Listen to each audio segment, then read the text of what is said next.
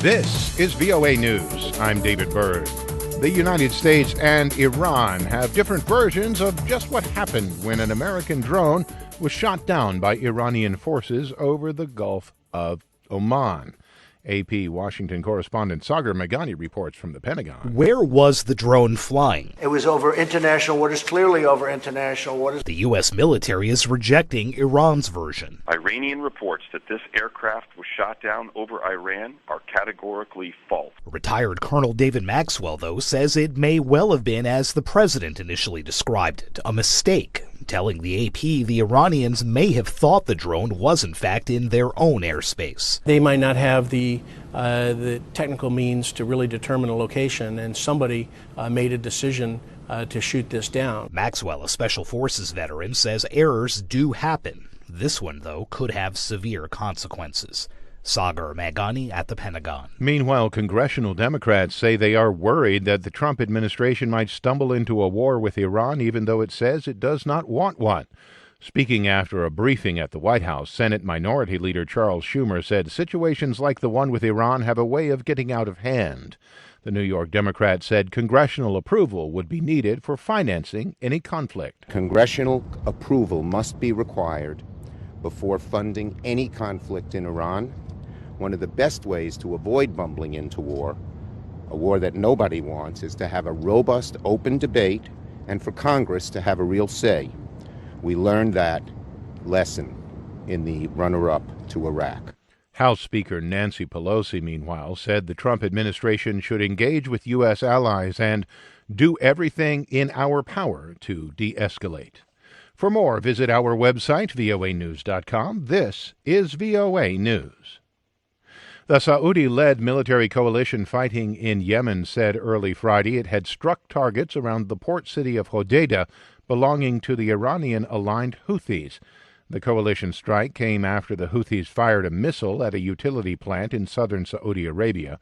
The coalition said in a statement carried by Saudi state media that its targets included booby-trapped boats that the Houthis had prepared for terrorist acts and to threaten international shipping.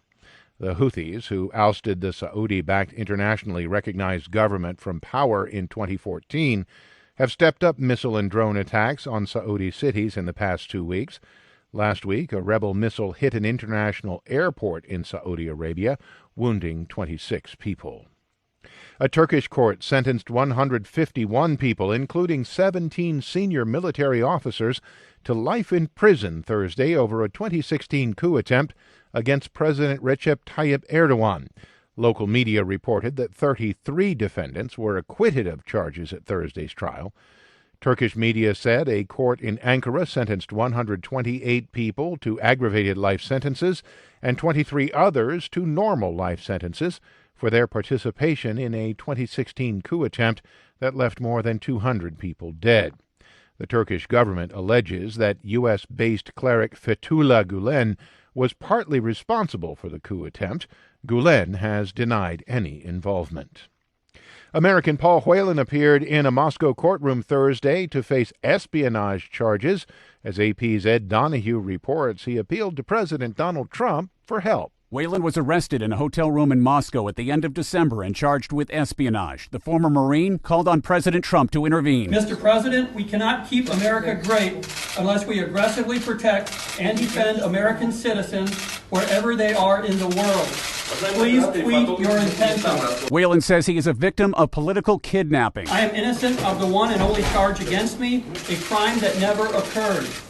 My life has been threatened, my rights denied. Whelan's lawyer says his client was handed a flash drive that had classified information on it that he didn't know about.